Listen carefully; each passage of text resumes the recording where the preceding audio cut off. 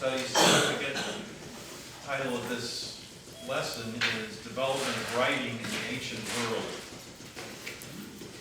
And I trust that you have the notes there in front of you. It's been requested from some of the people on the Zoom call that I advance the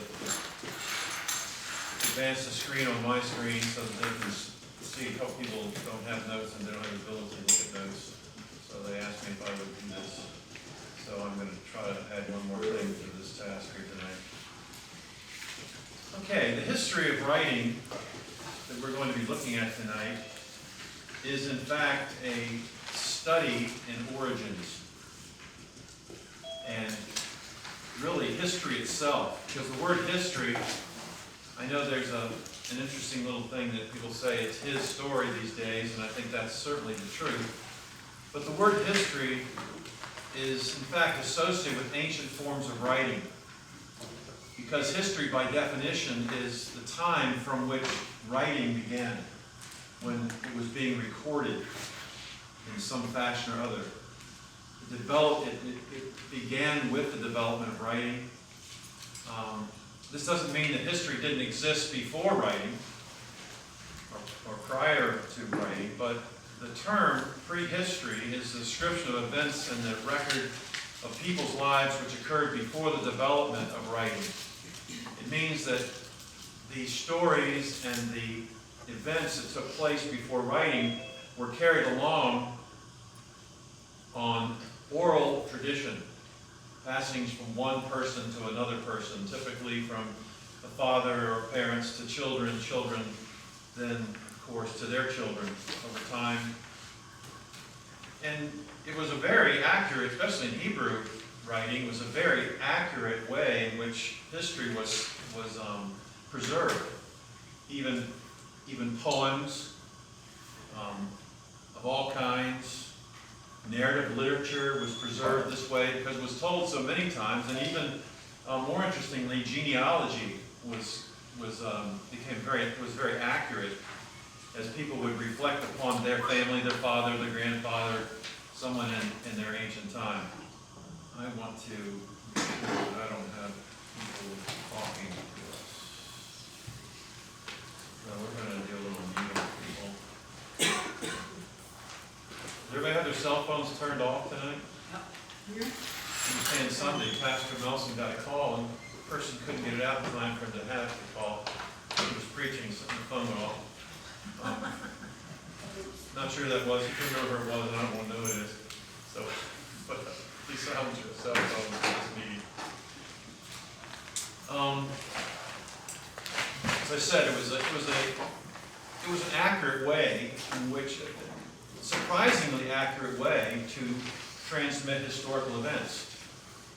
And then when writing came along with the Mosaic, the entrance of Moses and his taking down of the 5 books of Torah, Genesis, Exodus, Leviticus, Numbers, and Deuteronomy, his first efforts were from the oral tradition as he wrote the book of Genesis.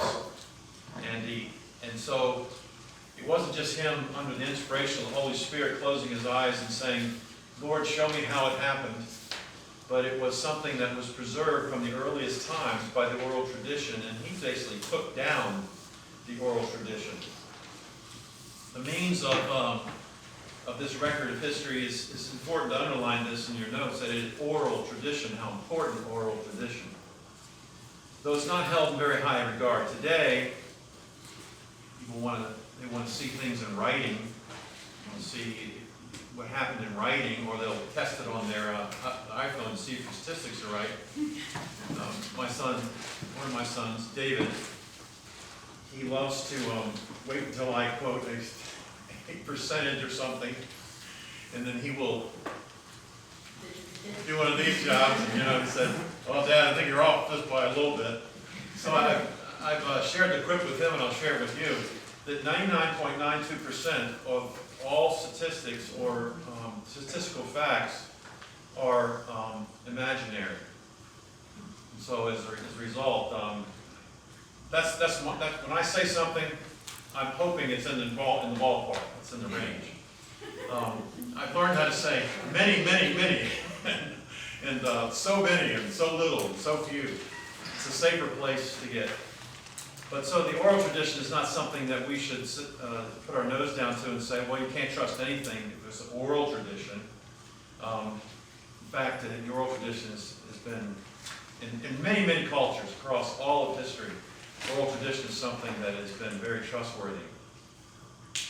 History, or the writing down of events, information, in the Bible's case, the great deeds of God, began with writing. This is when history began, with writing. It's not something that we should shy away from. Clearly, an illustration of the oral tradition, or the power of transmitting things orally, is the Masoretic example. Some of you may have heard of the Masoretic text or the Masoretic copies of Scripture. It's one of the very reliable copies of Scripture, Old Testament, New Testament, particularly Old Testament. Because the Masoretic family, its leader, the first person in this line, he memorized the whole Hebrew Bible, Genesis to Malachi. He memorized it so that he could both recite it and also write it down. And then he also, in order for it to be preserved in the way you pronounce things and the way you express it, because Hebrew is made up of 3 consonants. There's no vowels in Hebrew. And so he created a vowel point system which appears below the Hebrew text in order to know how you pronounce certain words. And that Masoretic text was something that lasted for 3 or 4 generations, as he then taught his sons to memorize the whole Hebrew Bible. Probably his daughters memorized it too, but in that time that was not part of the impressive things, for one reason or the other. We won't talk about that too much tonight.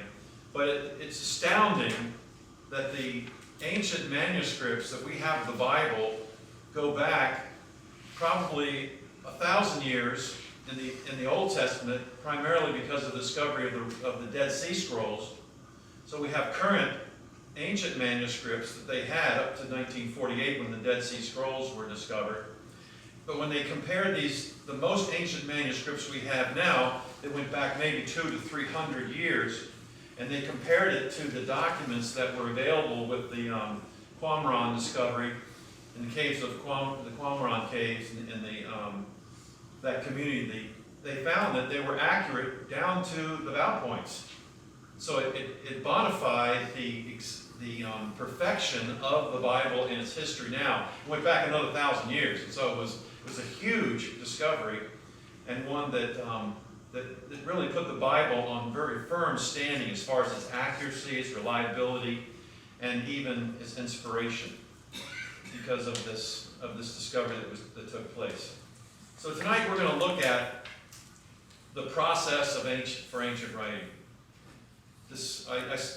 Karen and I were talking on the way in, and I said this is it could be looked at as one of the most challenging of the lessons, but I always found it was one of the most interesting and helpful to me to see that we didn't just get the Bible from guys that were just somehow, it came into a fixation or some kind of trance, and the Holy Spirit talked to them and they just wrote down as they went. It's not automatic writing, but it was in fact very reliable writing, and it dates back into it has its own history. Just the writing part has its own history. We're going to look at some of that tonight, and I have some illustrations that are pinned right into the notes so that you can see these as well. Scripture has a lot to say about the idea of it. Some surfaces, to start out with, the kind of surfaces that writing took place on. You mean they didn't have bonded paper back then? No, they used whatever they could find a lot of times. Let's start out with stone tablets. They were stone or rock surfaces. Sometimes they were flat, because of maybe a shearing that took place in some kind of an earthquake or some kind of a giving way of rock structures. But they took things and they sometimes chiseled them down to be flat surfaces. But these rock surfaces were the first things that writing took place on. Kind of like us when we think of our early youth. Pick up a rock, pick up another rock, scratch it, what do you see? You see something, it's writing, and something comes out. And unfortunately, it doesn't last very long unless you can really scratch it really, really hard, but even then it kind of fades away. In Job chapter 19, verse 24, Job says, "Oh, that my words were recorded, that they were written on a scroll, that they were inscribed with an iron tool or lead, or engraved in rock forever." So we see in this the evidence that even Job's time, which is one of the earliest ancient manuscripts that we have, that he is referring to a scroll, which could have been leather or parchment or something like that, perhaps even having stylus with using plant-based ink. He mentions the word scroll. Although the word scroll, we're going to see a little later, sometimes it can be used as the kind of tablet that was there. There's a range of meaning in the Hebrew word for scroll, which could mean a tablet. It says, "Oh, that they were inscribed with an iron tool." So we find out that there was the refinement of ore at this time, to some degree, where they could make iron instruments.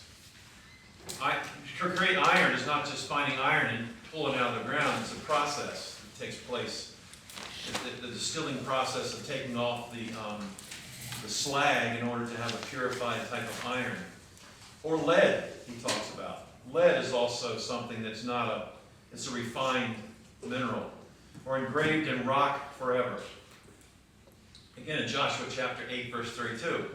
"Then Joshua built on Mount Elba an altar to the Lord, the God of Israel, as Moses the servant of the Lord had commanded the Israelites.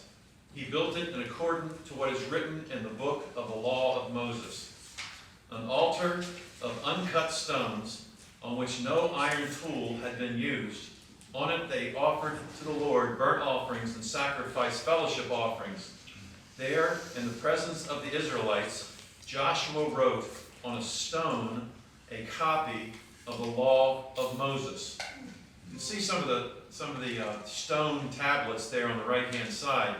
One of them is taken from something that looks like a rock that was broken, perhaps. Maybe the left one is a broken edition of the right one.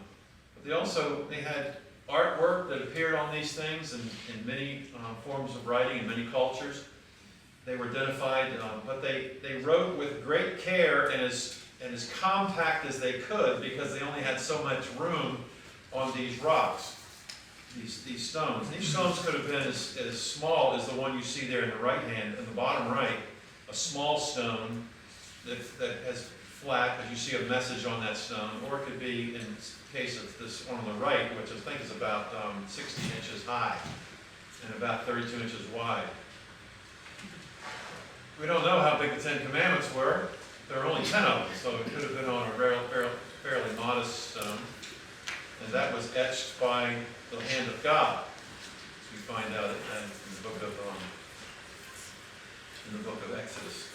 This very likely refers to the size, the idea of it being a tablet is likely to be the size of the rock or the structure. Something like 5 to 50 inches. The Ten Commandments were written on tablets, rectangular cut stone. Similar to what you see up there in the top. If you believe that Cecil B. DeMille went from all kinds of archaeological finds and the things that were available during the time of writing that book of Genesis that he did, Moses appeared and all that, and he had the Ten Commandments. He had this really nice little round top on it, the Ten Commandments that God gave. God is an artist, isn't he? He is. I mean, you can say nothing else. He's the chief artist in the universe, and so as a result, it very likely refers to the words to size. By the way, in this study, throughout the study, you're hearing use the word likely, very likely, or not likely, or not very likely. It's kind of a range from what you think you can almost trust as gospel and things that could possibly have taken place. And so I use this word likely here, up to 5 to 50 inches. Because we have a lot of examples of these things in archaeological finds, but they're not thousands of years old. They're, well, they are now. I mean, now that we're in 2000, but they're not something that goes back close to the time of Moses, 3500 AD or something, or BC or something like that. They're ones that are more recent in the archaeological finds. We had stone tablets, clay tablets. In Ezekiel chapter 4, verse 1. Now, son of man, take a block of clay, put it in front of you, and draw the city of Jerusalem on it. You ever seen the size of the city of Jerusalem? I mean, do you know how big that whole mount is? It's very, very, very, very large, and he's going to draw an archaeological, or what's the archaeology? Yeah, no, what's the other? Architectural schematic of the city of Jerusalem, and he's going to do it on a block of clay. So this would be, as that picture shows, clay that is flattened when it's wet, waited till it dries, or almost dries, and then taking a stylist, we'll see in a few minutes, a stylist, and kind of almost like a digging process where you're digging and you're pushing to make these certain characters in this clay tablet. It was a very tender and fragile way to write and to keep things. Because obviously clay can break and can become too dry, and so often what they would do is they take a piece like this and they would build another clay surrounding object like a pocket, and they put this inside of that, and then they would save it. And whole libraries have been found with this kind of tablets, clay tablets. But it was really a need to preserve that. Of course, it would be in stone, and it would be something that would be meticulously chiseled. These letters would be meticulously chiseled. In covenantal context, often there were covenantal stones. One was given to the greater or the suzerain, and the other one was given to the lesser or the vassal, and they would have a covenant between the two of them, and it would basically lay out the covenantal stipulations. 10 Commandments are covenantal stipulations, the 10 Commandments. And then the additions to that were the blessings. If you keep it, these will be your blessings. But if you don't keep it, these are the curses that will take place. It was a very common, ancient, Near Eastern form of making arrangements or agreeing on things, selling property and all kinds of things. These covenantal stones. And even the tablets to some degree. Isaiah 30 verse 8 says, "Go now, write it on a tablet for them." Again, this is more probably describing the size of it. "Inscribe it on a scroll. For the days to come, it may be an everlasting witness." And you'll see this board on the right-hand side, a writing board. And on this writing board, they would build it out of wood or ivory. I've got an illustration of both a wooden one there and also an ivory one on the bottom. But it would be framed like that, and then they would pour wax sometimes, often be wax, so that these things could be used over and over again. So you put wet wax in there, and then you write out some document, and they even have it in these boxes. Sometimes there are hinges on them. This one shows a hinge on it, which probably means it was not as ancient as the one. Perhaps it was below it that was made out of probably leather, and then bound together by leather hinges rather than these what looks like kind of a metal hinge there. So in other words, in Habakkuk chapter 2, verse 2, then the Lord replied, "Write down the revelation and make it plain on tablets so that the herald may run with it." Just that emphasis on it being a tablet which would emphasize the size of it. Probably was a fairly modest tablet, especially if it was stone, because stone was, what's wrong with the running with stone? What do you have to be very careful of when you run with stone? Not to fall down. Not to fall down, but what else? You can actually pick it up, right? Yeah. Right. One of the kind of humorous things about the Book of Mormon is that in the Book of Mormon, Joseph Smith was described to have found golden tablets at the hill Moriah, I guess it was. I have to look on, figure my time. This is off the top of my head, okay, so just forgive me, it's not completely accurate. But he found golden tablets. There were 7 or 8 of them, and it says that he put these under his arms and he walked home to his home, several miles away. He went on a journey to find these, and he found these at the foot of the hill Cumorah, that's what it was. And then he picked them up, put them on his arms, and carried them home. Well, he also made the mistake of talking about the dimensions of these golden tablets, and each of them would have weighed about 800 pounds. So he picked up 7 or 8 of them and walked home with them. So it was a consideration if you were going, when Moses brought down the 10 Commandments, imagine if they had been, massive tablets, how he could have gotten down, especially when there were probably 2 of them. One was a copy for Israel, and one was a copy for God that they put into the Ark of the Covenant. So these things are kind of little giveaways. So what in the Isaiah and Habakkuk text is probably they were using writing boards or clay tablets, maybe stone, depending on how important this was. But there's a preservation issue that you see in Habakkuk chapter 2 about preserving these things, this revelation, making it plain and preserving it, so the person that is heralding it can have it with them as they run.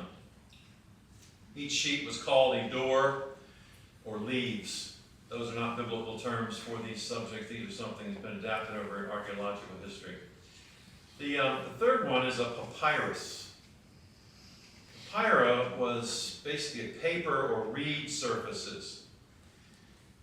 They're not mentioned in the Bible specifically as being writing materials, but when we see a few scriptures we're going to look at in a moment, you can see that there's the evidence of the materials that these later papyrus sheets were made out of.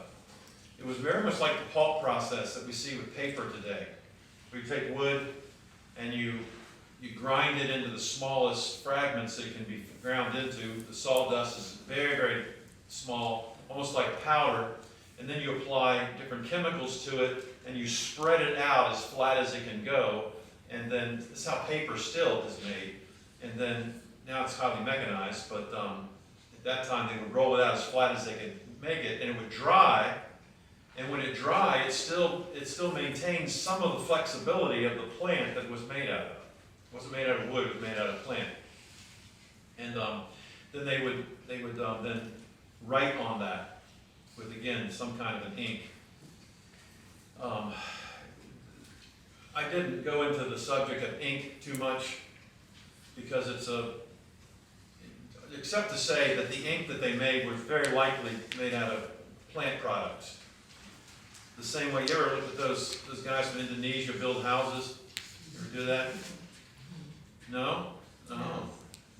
Sometimes you ought to go on YouTube and just type in Indonesian house builders and see the amazing things that they can build just from the surrounding stuff that they have. These 2 guys walk into the woods, they got these little chisels and stuff. Next thing you know, they're building this house that's 3 stories high with a swimming pool and a slide into it and all this kind of stuff. I've watched a lot of those because the grandfather babysitting it, my grandkids love to watch those things. They also like marbles, and they like those little animals, those little rodents. What are they called? Hamsters. Oh, hamsters. Let's watch hamsters, Grandpa. And I go, please, let's go watch hamsters. You don't have to watch. Yeah, well, You just have to sit there. they'll say, Grandpa, you're falling asleep. I'm listening. And I'm very interested too. I'm not high of wit, so I can be entertained by a small thing. Let's mute it, guys. Whoever's doing that noise. Okay. We have more people coming on every minute here. These paper reed surfaces were not mentioned in the Bible, as I said, but discovered from Phoenicia towards the 11th century AD, BC and onward. It was paper or parched reed, and refers to the type of material that it was made of, papyrus. Isaiah 19, verse 7. Also the plants along the Nile at the mouth of the river, every sown field along the Nile will become parched, will blow away and be no more. The word parched there could be translated the paper or the fragments of the materials that could be used to make parchment. Paper is very likely what that word parched means in that chapter in Isaiah 19:7. It's the paper found in the Dead Sea Scrolls, 2nd century BC. Many of the documents were on parchment. A lot of them were in a codex form, which means that they were bundled together in sheets. But some of them were rolled and then stored in large clay bottles.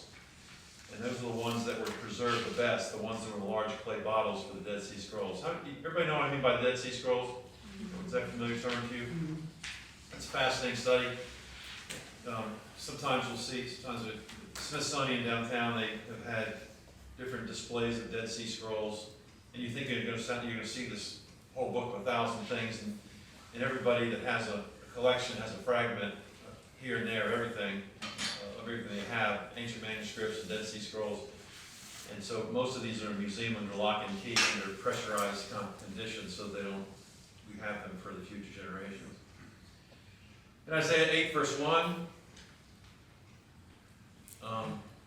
Isaiah, the Lord said to me, take a large scroll and write on it with an ordinary pen. And this is the quote that was supposed to be made on that. So we see here this, in fact, this is one of the copies of the Dead Sea Scrolls, the illustration I've given you. Above is another parchment manuscript, and you can see that it's sheets that are laid together. They perhaps on that right-hand side at one time were bound. Often the parchment sheets were taken and they were put between leather, and then they were bound with the leather being strapped around them to preserve them. All of these things were something that from the very beginning, especially when they related to things like the scriptures, they were looked at as very precious and very inspired and holy. So when it came to preserving these things, as much as they could, was done in a very meticulous way in order to preserve the scriptures.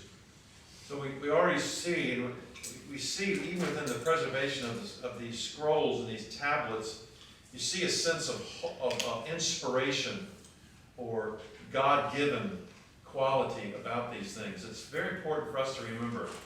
These people weren't just slackies, just throwing stuff down. Especially during the copying process, it became something that was very, very meticulous. And as a result, we're the beneficiaries of that sense of the inspiration or the presence of the Spirit in these documents. And this is one of the documents from the Qumran discovery of the Dead Sea Scrolls. This document dates to the 2nd century BC. It was not found in the 2nd century BC. This comes then to animal skins, leather, parchments used in Egypt because the ink could be washed off and the surface could be reused. So this was more of a kind of thing that you would see, not permanent documents put on, but things that would just have everyday use. Not contracts. Contracts were always put on something that would be somewhat indelible, couldn't change it. You couldn't change it easily. Imagine if you had a contract on a leather skin and someone said, oh, I don't like that one, so rub it off a little bit and try to put another word. But when you see it, when it's chiseled into stone, two things up here. First of all, it's not hard to do it to start with, and it's really hard to change it and then not know you changed it, because you make a bigger hole as you do it. So this is an illustration of one that's a reusable document that is on leather. Typically when it was on leather in those kinds of surfaces, it was because it was not important. Ostraca, I think I'm pronouncing that word right, potsherds or pottery. I've often asked, what do you think the most readily used material for writing to each other was in the ancient world? Well, the answer's right here as we get to it, right?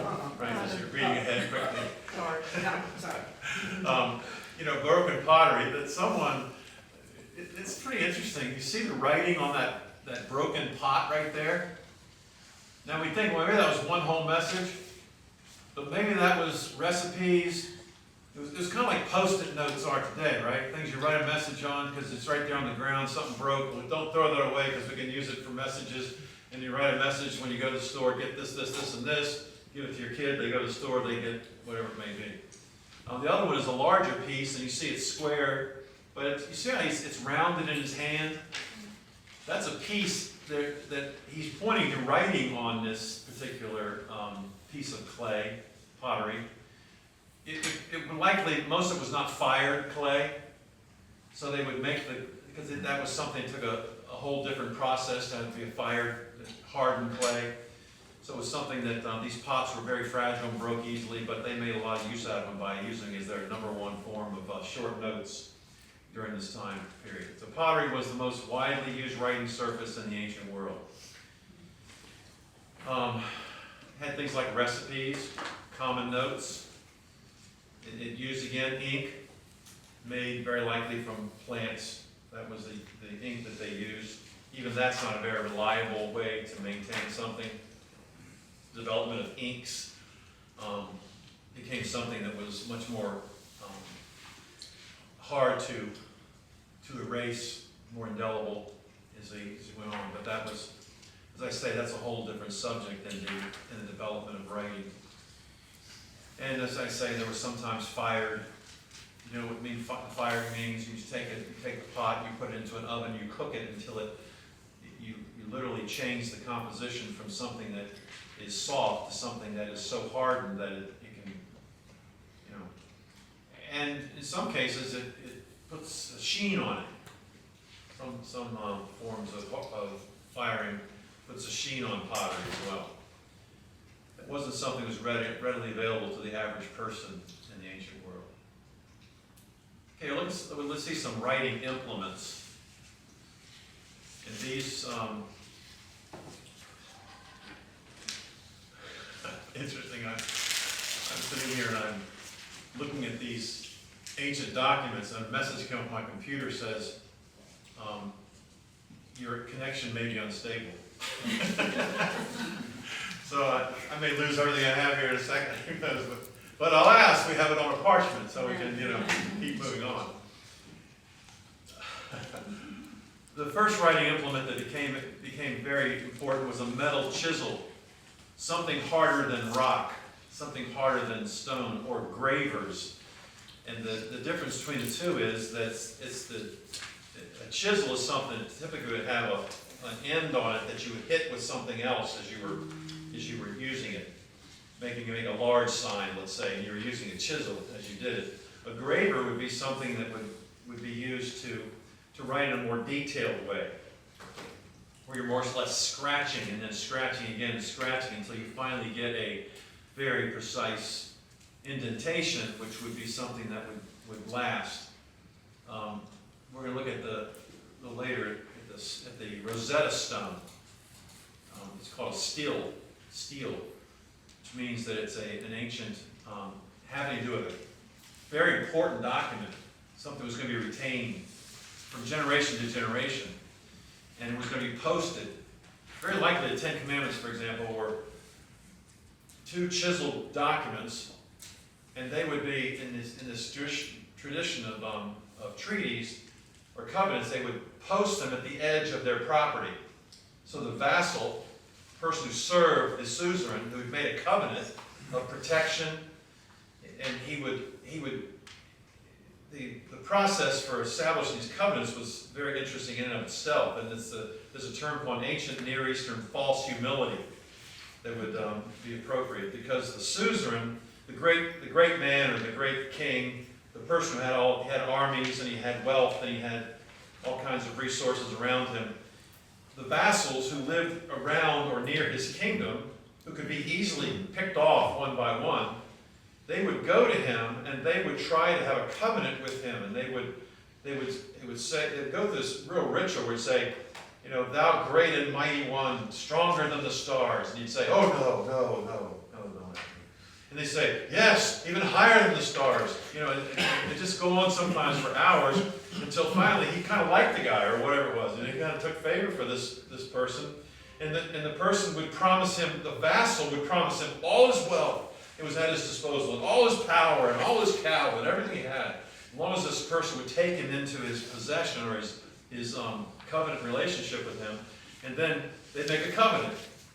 And the suzerain would write these 2 tablets, and it would share that his name, and then it would be posted on the property of the vassal. So if someone came in to conquer him and they saw that stone, they'd think twice before they take away this guy's stuff, because they realize that he's backed by this other person, this treaty or covenant relationship. And it's very similar to the treaty covenants we have today all over the world in all different kinds of contexts. This stylus was made of either wood, in case you were going to be writing on, say, on clay, or in metal to be used, as I said. You see the one on the right-hand side is the wooden ones are there on the left, and the right-hand sides are ones that can be sharpened and resharpened, and in order to write. And you'd be surprised. Maybe you've already been surprised when you see steel, or not steel, stone tablets that have writing on it.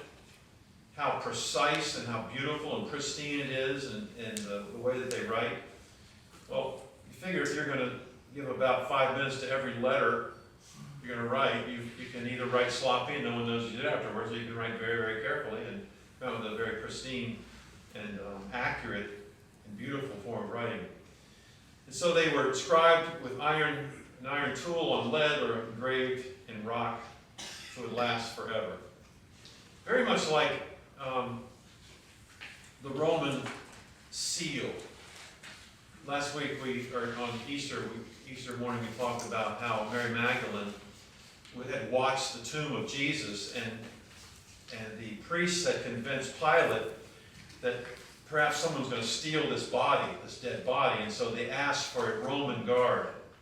And the Roman guard went and they closed the tomb or secured the tomb, and then it says they sealed it, or they placed a seal on it. And very, very likely, it was some kind of a sign that talked about Rome as this is their property, this is not to be touched.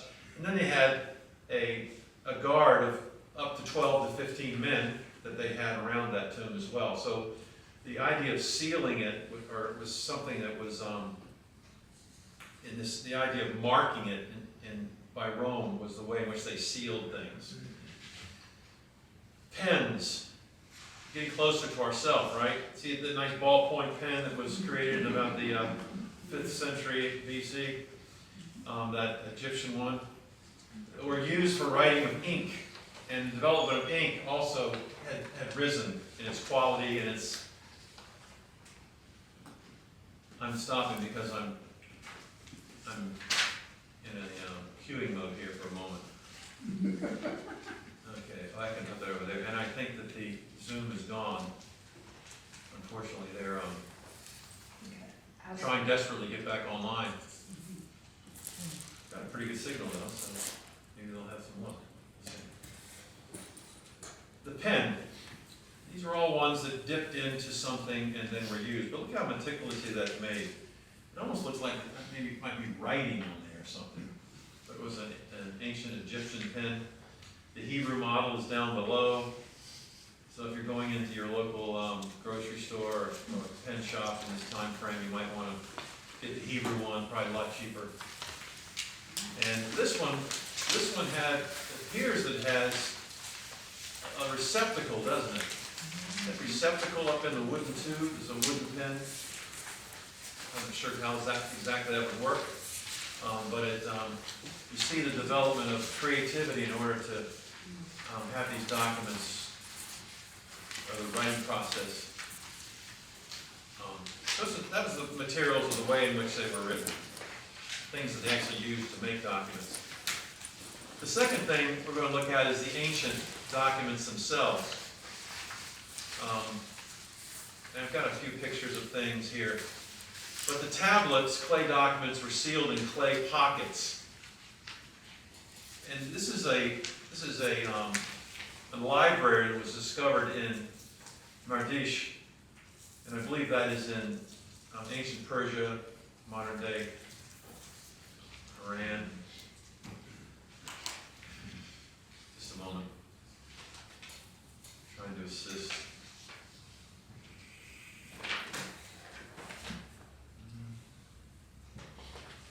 We need to work on our internet connection, I think, next time, Giannis. Just lost our audience there. I think. I don't have a Zoom link anymore here. Apologize. That's why you need to come live, right? Yeah. But the ancient documents, tablets, clay documents sealed in clay pots. This is this Mardish library. The larger picture shows a whole wall, and the wall is a very formed wall. It's a very straight wall, and it has, where they found this, they dug into this wall, and this is an early picture of it, and they pulled out these clay cylinders. They're like a piece of, how would you describe it? Like a peanut shell, except it's square. It's around the written document. And as they pulled them out, it looked like somebody, these are probably the materials that are made of the pockets that they found these in. This is not the actual tablets themselves. And in one of these libraries, there was the mention of, in fact, for many, many years, Abraham was never a verified person in history. But in one of these ancient archaeological finds, in one of these similar kind of clay-pocketed deposits, they found a person who was a tradesman along the Fertile Crescent, Pilgrim Way, Fertile Crescent, and it was a man named Abraham, Abra, and then a space, and then Ham, which is the first evidence the first verified evidence. Beyond, of course, the Bible. The Bible is an ancient document, just like all these others, but it was the other extra biblical one that was discovered with his name. Discovered in Tel Mardish. The roll, these are to show the pocketed things. I don't really have I looked for a good illustration of a pocket. I don't see any of those that even looks like a pocket. As you can see, they're flat, and these were used to preserve these whole libraries. Where they had 400 or 500 of these things discovered at one time, and the reason they were preserved so well is because they buried them in, out of the air, and they put them in these pocketed structures and then closed them up so that they would be preserved. Isn't that interesting? What would drive someone in the ancient world to write a document, and a historical document, and then to preserve it in this way, and to the point where you wouldn't have ready access to it, but it would be there? Because they knew that if they needed to have access to it, they could go and get even probably the original ones. So you take the original and you copy it onto some other form of writing, and you use that, very much like the Ten Commandments. You remember when God ordered Moses to take the Ten Commandments and put it into the Ark of the Covenant, and then to have what they call a scroll that was a copy of the Ten Commandments, and a scroll was what was used in everyday life of the Ten Commandments. And that's how the law was also developed. As they wrote the permanent documents, they would preserve those and keep the copies. Just that idea gives us at least the idea, don't know where it would be provided, but as archaeology is to advance, it may be that we might find whole libraries of preserved documents from even New Testament times. You know, the editions, the first ones. But they realized pretty quickly that these things were starting to erode because of what they were written on, and so they started making copies of things. So this is perhaps an illustration of an original. That's what the original looks like. And then we'd see the rolled papyri, leather, parchment. These documents could be rolled up for storage. Have you ever been down to the Museum of the Bible, anybody? You know that big room? Yeah, we have that. We had a staff outing down there. It was a lot of fun. But we saw this whole room. It's temperature controlled, and in it are copies of ancient manuscripts. Ancient manuscripts. There's probably, what, 500 of them there, something like that? There's a huge number of them. They all have to do with the Bible, some aspect of the Bible. It's a great place to go. It's a really interesting place. These are some of the rolled documents. The outer leather is not the key. The outer structure is what they're preserving it in. The inner structure is what is important. The parchment is on the inside and the leather on the outside.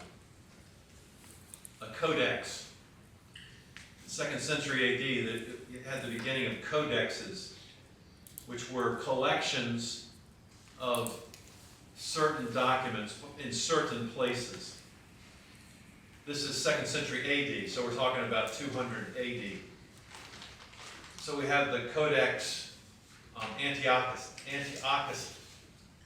Codex from Antioch, okay? Which would be the copies of all of the circulating documents, Pauline epistles, Peter's epistles, the 4 Gospels, and the book of Revelation as it got, was written. And so we see these kept in these major churches. Antioch was one of them. Jerusalem, of course, was another one. There was Ephesus was another one. Corinth became another one. Eventually Rome became another one. And Alexandria, Egypt became one that they collected their own documents, their collection of copies, and it's called a codex. And so all of these, I think I mentioned this last time about the reliability of a text, even if you don't have the original. Did we talk about that? And so these would be ones where they'd make their own meticulous copies of the original, and then the original would then circulate to the next church area. They'd make their own copy. And over time, there was, hundreds and hundreds of copies, not only during geographical times from, like, say, 10 or 15 different churches, but they also, over time, the codexes themselves became old, their copies became old, and so they tried to preserve their copies and then made other copies. And so you have copies of copies of copies, and now we call these ancient copies or manuscripts, and the earliest ones we have are like 500 years AD, something like that. Those are the most ancient manuscripts we have. 500 years AD? AD. So it's,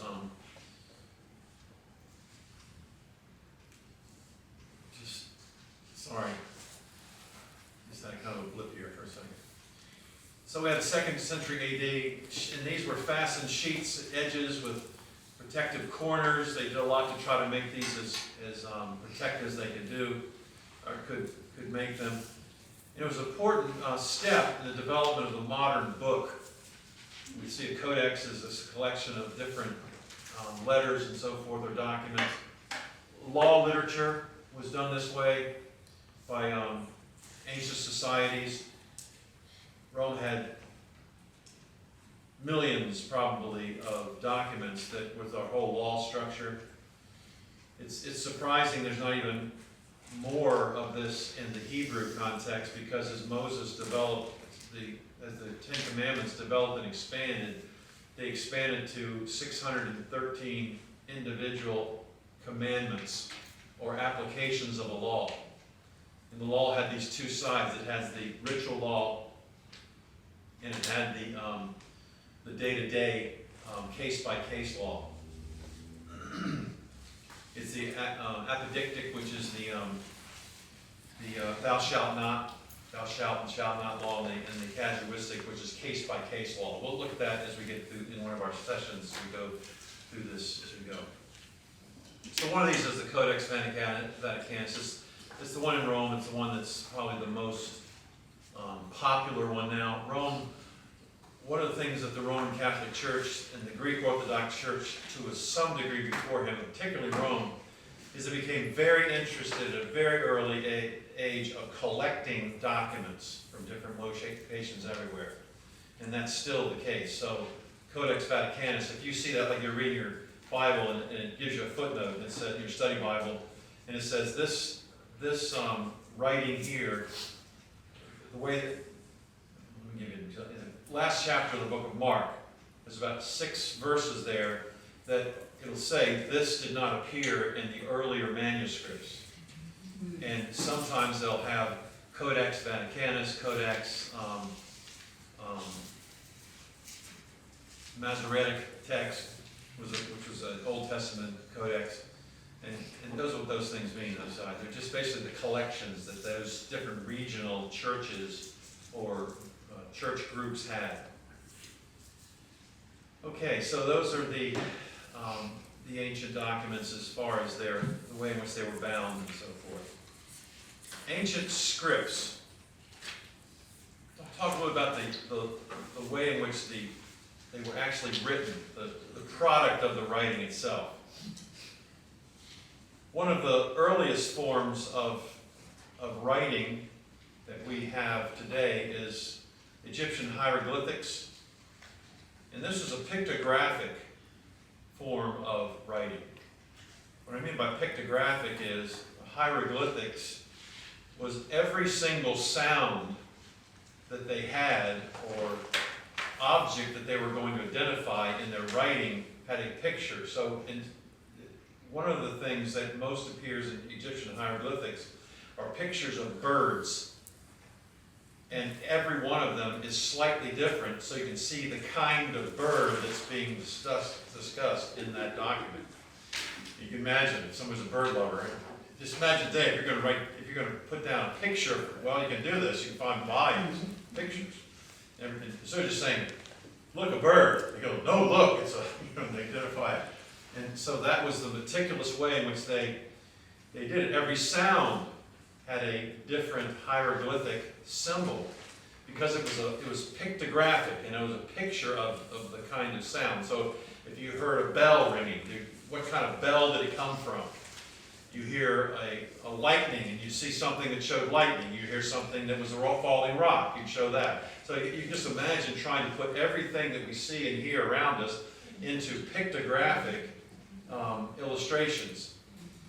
So as a result, it was a very hard thing to read. Imagine, the vast majority of the Egyptian population they could talk, and they could understand when someone talked to them, but they had no idea how to read. It was because it took so much of an expanse of memorization to do it.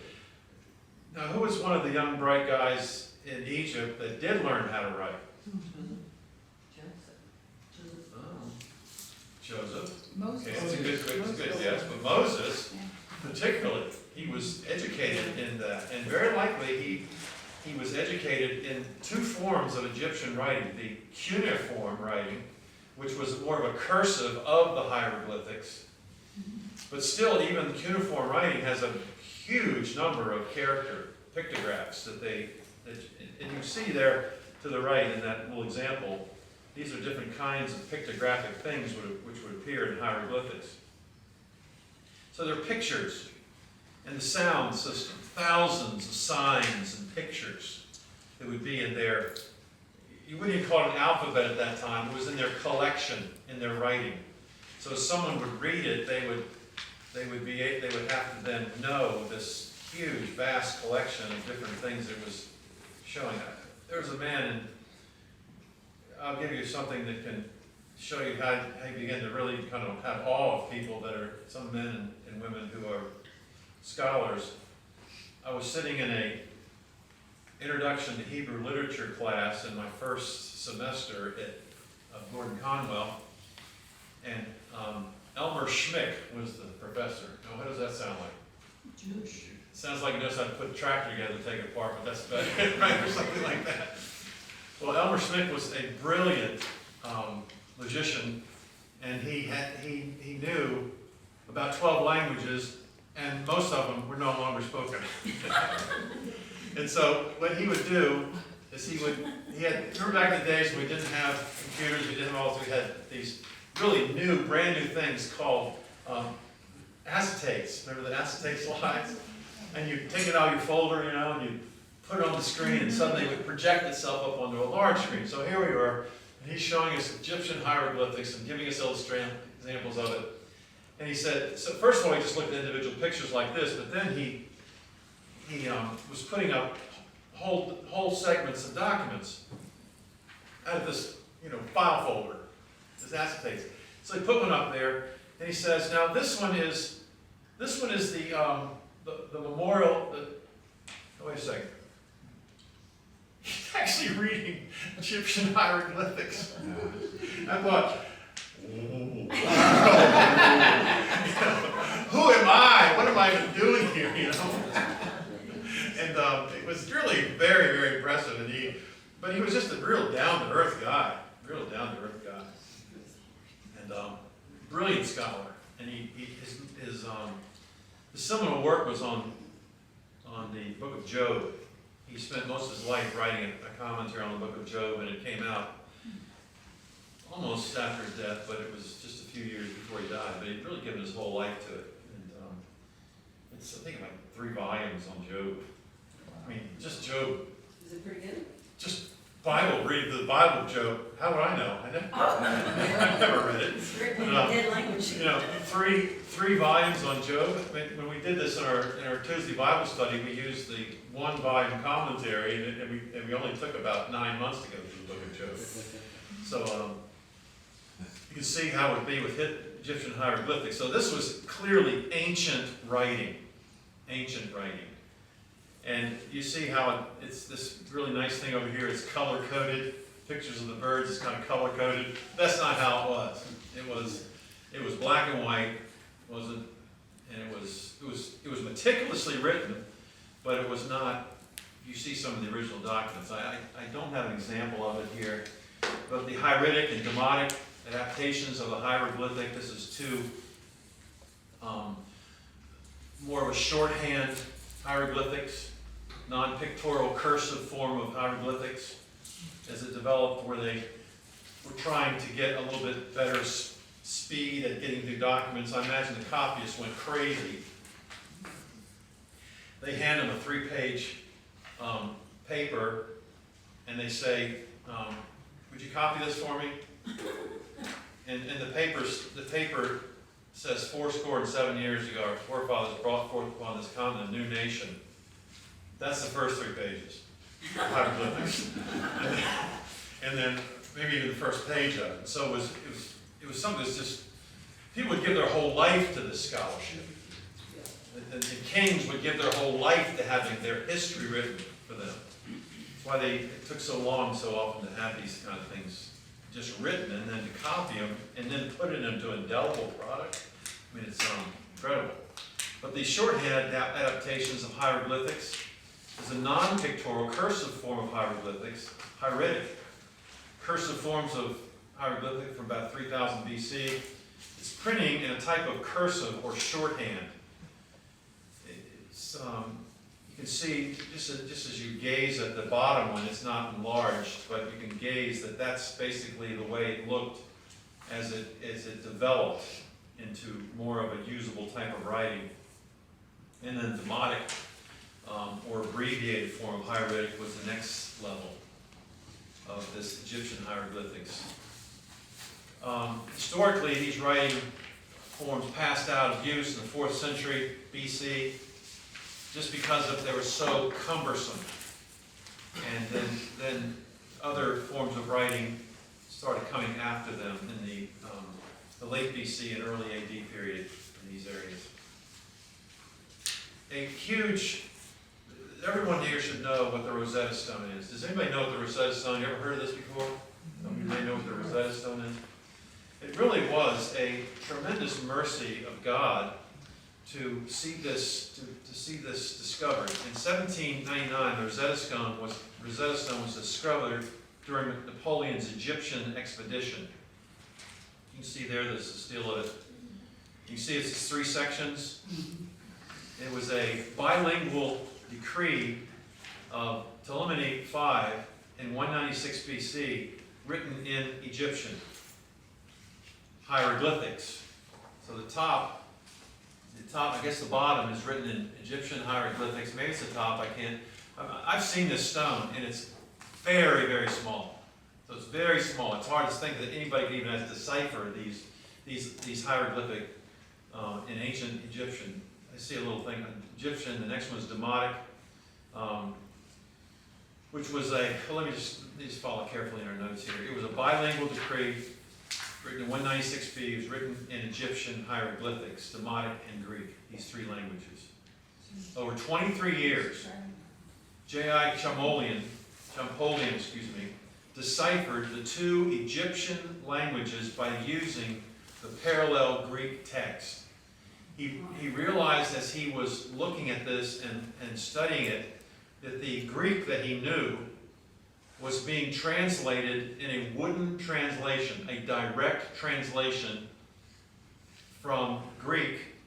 The person who created this, he directly translated it word by word into the shorthand, or the shorthand version in the middle, the Demotic. And then from there, he translated, I'm talking about the original person who did this, he translated it into Egyptian hieroglyphics. You notice it's cracked, how it's cracked like that? It's only a partial piece of the whole stone. So you see the bottom left where it's a nice edge on, the other one's kind of cracked. So they don't have a lot of it, but he had enough. He perhaps had more of it, but maybe he only had just this. But it was really a tremendous contribution to our understanding of ancient literature and ancient languages. So he deciphered the 2 Egyptian languages by using the parallel Greek text. It took him 23 years to do this. And it wasn't 23 years on and off. It was 23 years as a dedicated life work. And as a result, he showed that the 2 Egyptian languages to be basically phonetic, sound symbols. So ancient Egyptian, even though, which is a very important thing to recognize. Now we just say it's a phonetic language. In other words, it's a pictographic language. The cuneiform had more of a sounding, trying to sound out the Egyptian symbols. So it became more of a phonetic language.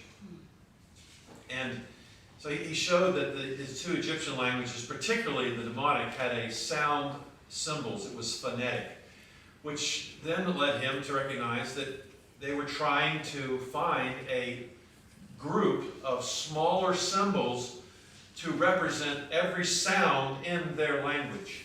What's that sound like? An alphabet, right? It's the wonderful discovery or the development of an alphabet, where you can take, like our sounds, the 26 letters in our alphabet, they're the sounds of our whole language, everything in our language. So if someone can learn the alphabet, they can learn the short and long vowels and their sounds. That's why kids are kind of just sound it out, they'll say. Sound it out. And so they sound it out, and it's a really interesting thing to see a small child when they're learning how to read. And so, and we see this in our granddaughters, both of them, is that there's a word there, they've never seen the word before, but you're saying to them, sound it out. And so let's say it's sh, aw, ko, late. Chocolate! You go, chocolate! Because suddenly it just comes into their brain, right? And it's not like they're reading it, they're hearing it too. So there's the sound of it that's there, and it's very close to what we speak. So these were languages that were both spoken and written. It's pretty much incredible thing that these ancient cultures would even write a language instead of just having an oral tradition the whole time. And I believe, and I think you believe, that that's because God was the author of language. He's the one that brought language into being, and he brought it into a system that started in the ancient and came to the far and came to the near. Now the word cuneiform is the development of an alphabetic language. Moses was very likely a cuneiform writer. And you can see how, you see the kinds of symbols they're using there on the right. I think this was a Phoenician alphabet. And so the letters had both, they had sound, but some of them had short and long sounds. So they used a lot less letters, a lot less space in order to communicate the same kinds of things. Akkadian, Babylonian pictographic language, about 3128 BC. It had been fully developed by then. Imperial Akkadian, second stage of Akkadian system of writing, broke the pictographs into sets, which produced a syllable system. Telemara letters, and there were over 500 different signs and syllables in these sets. But 500 compared to 5,000, see, it was modernism coming into this whole thing. This type of writing was very cumbersome from our viewpoint, yet it was a monumental breakthrough from the very complicated pictographs of the Egyptian hieroglyphics. Uritic, it was a development of the Akkadian cuneiform into 29 consistent signs, or later to become known as letters. The selection of these few signs pressed language into a phonetic process, and really into the beginning of an alphabetic process. Well, this happened in the Hebrew language, and it was the blessing of the preservation of the Hebrew language and the Hebrew people. I'll say that idea, sorry. Old Persian, the 7th century BC. It influenced Babylonian cuneiform. It was used in temple documents. Up to 75 AD, it was replaced by Aramaic, an Aramaic alphabet. So this cuneiform of Babylonian was used in the time of the destruction of the temple in Jerusalem in 70 AD, and then Aramaic developed.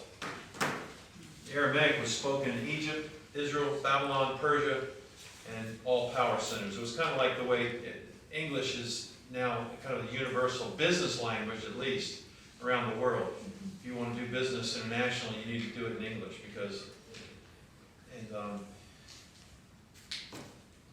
but Aramaic was this kind of trade language, and it had an alphabet. It had multiple use.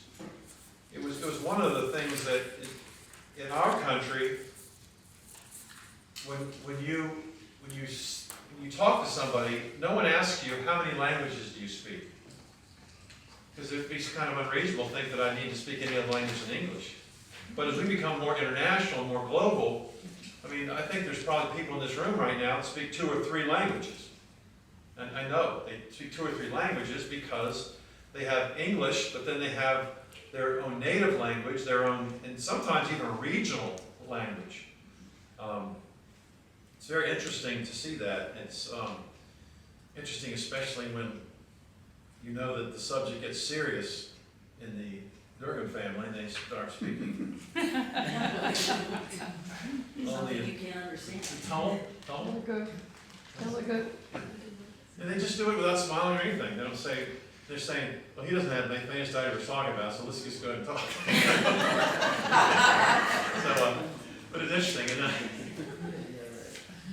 my son Daniel, I said, Daniel, doesn't it ever bother you when your wife's talking to her mother and you think she's talking about you? He says, sometimes maybe, I don't know. But the Aramaic was then kind of more of a universal language along the Fertile Crescent. The Fertile Crescent. Do you know what that means? Fertile Crescent? Does that ring a bell? Well, I knew I was going to use this chalk word. There's chalk, but there may not be chalk. I figured. I put it up here. I'm up here. So you've got Egypt. Unbreakable chalk, of course. You got Israel. Syria. Average, all that. You got Babylon. Come on. Stretch it down here, you got Persia. Okay, forgive me if I spelled any of these wrong. I'm a cuneiform, right? And so you have this, and you have basic, vast period of desert, some things that go through here. But then the trade routes were right along like this. And so the trade routes in the day of Christ and before, the day of Abraham, they were on the Fertile Crescent or the Pilgrim Way. And at one time or other, one of these nations was the big dog and everybody else was subservient to it. That's what's called the Fertile Crescent. Got a really nice diagram of that. I'll try to remember to bring. You can stick that in your notes. So if someone ever says the Fertile Crescent, you know what that means. So it's like a crescent moon. So that's why it's referred to that way. The coming of the alphabet with multiple sounds, multiple symbols, and single symbols. Every language that's taught now, there's no language that's not phonetic, and there's no language that's not alphabetic now. Because it's, too much has happened to remove these things from their pictographic moorings that they depended on for so long. But the sounds become narrowed, symbols into certain classes. First alphabetic development was 2000 BC. My illustration dropped here a little bit. The earliest examples of Proto-Synthiatic was 1500 BC. Phoenician gave rise to early Hebrew. We have no examples from 1000 to 800 of any of these kind of symbols, so there was probably consistency with them. But papyri, perish in damp soil. However, at this time, a new precision came with the rise of many alphabetic systems. It's really a beautiful story, isn't it? Think of this. The nature of the word revelation. The word revelation means something that is covered is uncovered. So it's there all the time, but it's covered. And here we see this covered by history. We see it covered by mechanisms that they used in the first portions, and then the mechanisms that came. But below that, in God's own sovereign will and His own plan, these languages were in the future of every one of these societies. And the ones that you see, you don't know anything about, kind of get an inkling of things, one that they did, because they didn't have writing. They didn't develop in a writing way. And the ones that did, they have not only just a general history, but they have a very specific history. There's some of these things that were developed in Mulgar stele in 9th century BC. It's the oldest specimen of Aramaic. Today, even the one that was used as basically a worldwide language along the trade routes of the Fertile Crescent fell into non-use. Aramaic fell into non-use, and no one speaks Aramaic today. Don't even know how it sounds. Didn't have a Masoretic family that memorized it and then maintained the sounds of it. And so as a result, we don't know how to speak Aramaic. Passion of the Christ, Mel Gibson. That was all in Aramaic.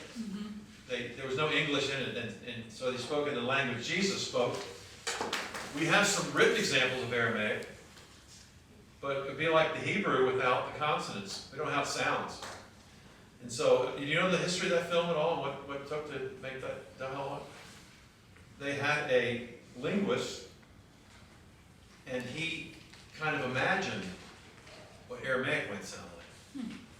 And so he, with his other ancient languages and pronunciations, things like that, he basically created an alphabet and then a vowel system so he could know what it sounded like. And so then they Wrote the script. wrote a script, and they then memorized the scripts, and then they spoke the script. Wow. But it was not something that was in some kind of a form that was, it today, Aramaic is a written language. No one really knows exactly what it sounds like. Now, some people have given their life work to the study of Aramaic, and some people even think they can speak it. And, but it sounds a lot like Hebrew and a couple other languages. So it is interesting that language was just, because it tied itself to systems that, political systems and world systems that basically, you know, went on the what's that phrase, on the ash pile of history.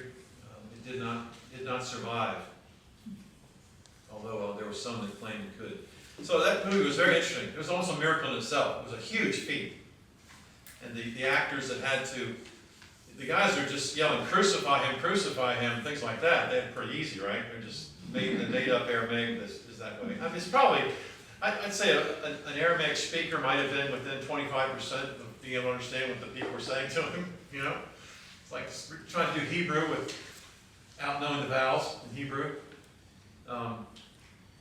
So it was it really is when I look back on that, I was just astounded to hear that this was all in the, they would say, this is in an original Aramaic. And my little bell goes off saying, well, what exactly would that be? You can read it, but you can't say it. You should have called that professor that spoke all those dead languages. Well, that was one that was dead before he was alive, so. What about the sounds of ancient Egyptian languages? We know what they sound like. Because We do because they were used so long. As you said, it went all the way into the AD period that was still being used and deciphered. Let's don't ask questions and comment right yet, though. Aramaic, it was in the 9th century BC. It's an ancient Syrian.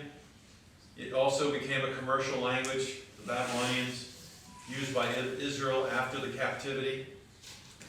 The idea of being bilingual, you know, of course, we know what bilingual is now. That's not something that was highly known until the Babylonian captivity. Well, actually, because the Syrian captivity in 722 BC, when Assyria came and destroyed Israel, captured Israel, took them into captivity, the northern tribes of the nation of Israel, Judah in the south, Israel in the north. They did not have they didn't care about preserving language, they didn't care about preserving peoples, their groups, their genealogies, their customs. They literally just would spread them all over their kingdom, and they would separate the families. And so as a result, they lost very quickly in one generation their original languages.